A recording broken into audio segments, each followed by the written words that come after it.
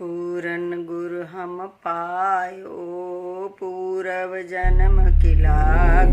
पूरन गुर तिसको मिले पूरन जिसके भाग।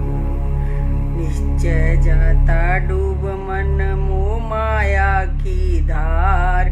गुरु चरणन का बल मिला उतरा भव जल पार। नमस्कार।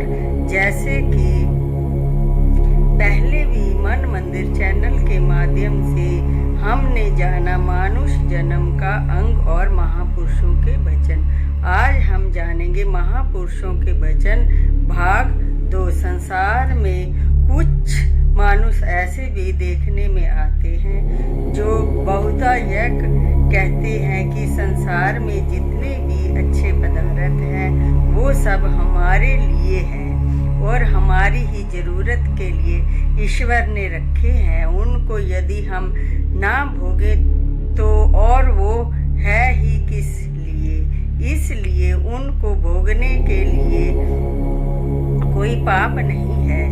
जिन लोगों का जय आवाज है, यदि उनसे पूछा जाए कि भाई मान लिया संसार के पदार्थ सब तुम्हारे लिए हैं और तुम्हारी ही खातिर ईश्वर ने बनाए हैं, परंतु तुम किस लिए आए हो, इसका उत्तर उनके पास कोई नहीं है। यह सत्य है कि संसार के कुल पदार्थ मानुष ही के लिए है। भोजन आदि वस्तुएं इसके खाने पीने के लिए है, कपड़े इसके पहनने के लिए है और पशु इसकी सेवा के लिए है, जो बिना किसी कामना के इसकी सेवा के लिए तैयार खड़े हैं। परंतु जिस प्रकार बाकी जीव जंतु इसकी आज्ञा के अंदर रहते हैं, अपना धर्म निभा रहे हैं, क्या मानुष भी कभी अपने धर्म के ऊपर दृढ़ है या यह केवल खाने पीने की खातिर ही संसार में आया है? इस वास्ते भाई कुछ अपने दिल में विचार करना चाहिए। खाना पीना मना नहीं है, परंतु उसके साथ इसकी बात को भी सोचना है कि मानुष जीवन का असली उद्देश्य क्या है।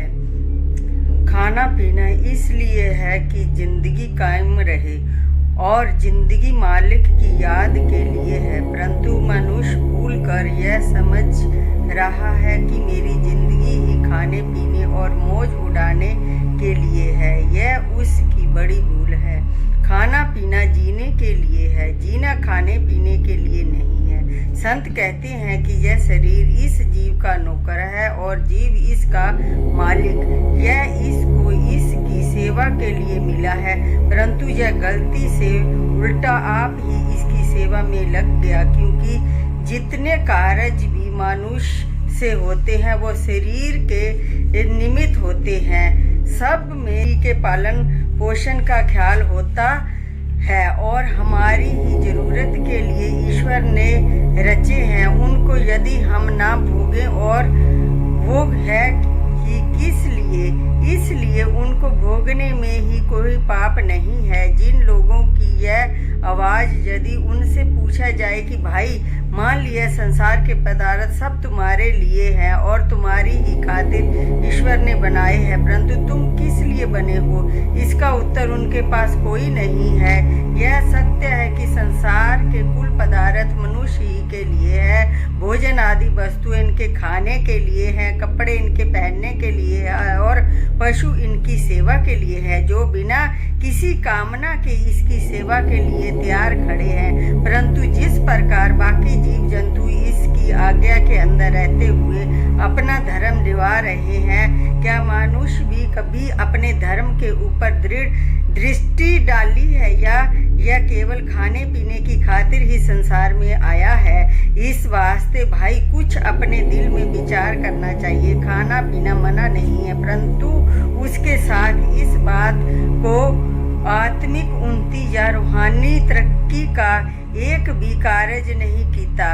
यदि विचार दृष्टि से देखा जाए तो इस जीव के ऊपर शरीर ने ऐसा पर्दा डाल दिया है, जीव उस में ढक गया है और यहाँ तक कि उसे अपने आप की शुद्धि भी नहीं है। हैं। कबीर साहब का वचन है, मोहे ऐसा सूझे नैया में नदिया डूबी जाए, अर्थात आत्मा नदी है और शरीर नाव है।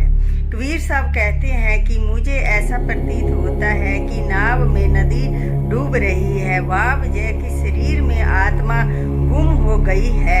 मनुष्य के सब व्यवहार में शरीर ही की प्रबलता दिखाई देती है, इसी का नाम अज्ञान है, जिसको दूर करने के लिए संतों का उपदेश होता है। संत कहते हैं कि ऐ मनुष्य, तू जो अपने आप को शरीर समझ रहा है सो तू शरीर नहीं है।